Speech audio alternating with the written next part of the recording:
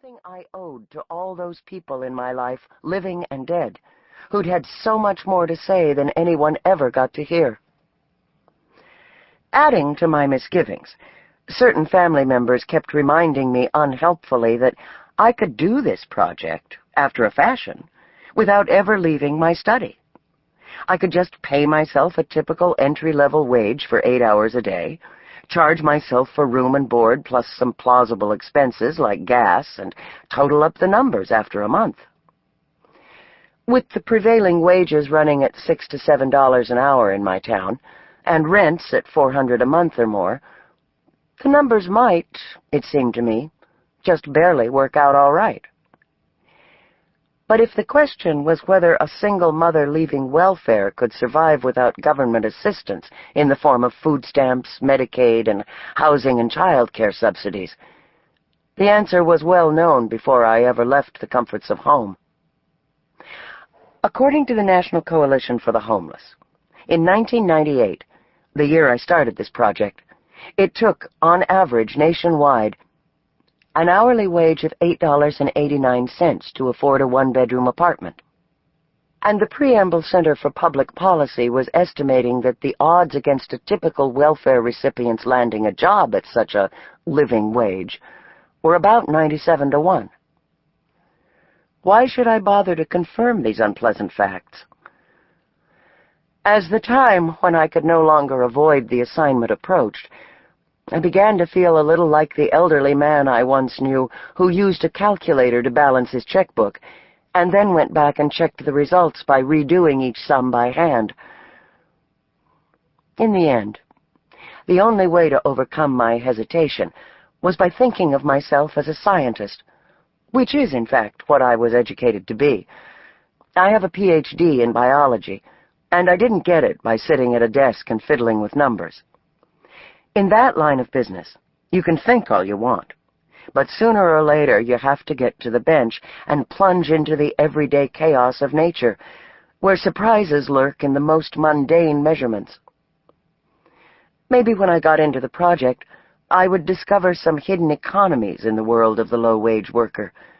After all, if almost 30% of the workforce toils for $8 an hour or less, as the Washington-based Economic Policy Institute reported in 1998, they may have found some tricks as yet unknown to me.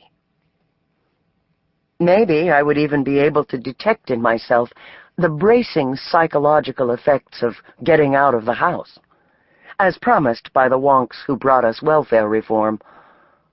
Or, on the other hand, maybe there would be unexpected costs, physical, financial, emotional, to throw off all my calculations. The only way to find out was to get out there and get my hands dirty. In the spirit of science, I first decided on certain rules and parameters. Rule 1, obviously enough, was that I could not, in my search for jobs, fall back on any skills derived from my education or usual work. Not that there were a lot of want ads for essayists anyway. 2, I had to take the highest-paying job that was offered me and do my best to hold it. No Marxist rants or sneaking off to read novels in the ladies' room. 3, I had to take the cheapest accommodations I could find, at least the cheapest that offered an acceptable level of safety and privacy, though my standards in this regard were hazy and, as it turned out, prone to deterioration over time. I tried to stick to these rules, but in the course of the project, all of them were bent or broken at some time. In Key West, for example, where I began this project in the late spring of 1998, I once promoted myself to an interviewer for a waitressing job by telling her I could greet European tourists with the appropriate bonjour or guten Tag. But this was the only case in which I drew on any remnant of my actual education. In Minneapolis, my final destination, where I lived in the early summer of 2000, I broke another rule by failing to take the best-paying job that was offered, and you'll have to judge my reasons for doing so yourself. And finally, toward the very end, I did break down and rant, stealthily though, and never within hearing of management. There was also the problem of how to present myself to potential employers, and in particular, how to explain my dismal lack of relevant job experience. The truth, or at least a drastically stripped-down version thereof, seemed easiest. I described myself to interviewers as a divorced homemaker re-entering the workforce after many years, which is true as far as it goes. Sometimes, though not always, I would throw in a few house-cleaning jobs, citing as references former housemates and a friend in Key West whom I have at least helped with after-dinner cleanups now and then. Job application forms also want to know about education, and here I figured the PhD would be no help at all. Might even lead employers to suspect that I was an alcoholic washout or worse. So I confined myself to 3 years of college, listing my real-life alma mater. No one ever questioned my background, as it turned out, and only one employer out of several dozen bothered to check my references. When, on one occasion, an exceptionally chatty interviewer asked about hobbies, I said writing, and she seemed to find nothing strange about this, although the job she was offering could have been performed perfectly well by an illiterate. Finally, I set some reassuring limits to whatever tribulations I might have to endure. First, I would always have a car. In Key West, I drove my own. In other cities, I used Rent-A-Rex, which I paid for with a credit card rather than my earnings. Yes, I could have walked more, or limited myself to jobs accessible by public transportation. I just figured that a story about waiting for buses wouldn't be very interesting to read. Second, I ruled out homelessness as an option. The idea was to spend a month in each setting and see whether I could find a job and earn, in that time, the money to pay a second month's rent. If I was paying rent by the week and ran out of money, I would simply declare the project at an end. No shelters or sleeping in cars for me.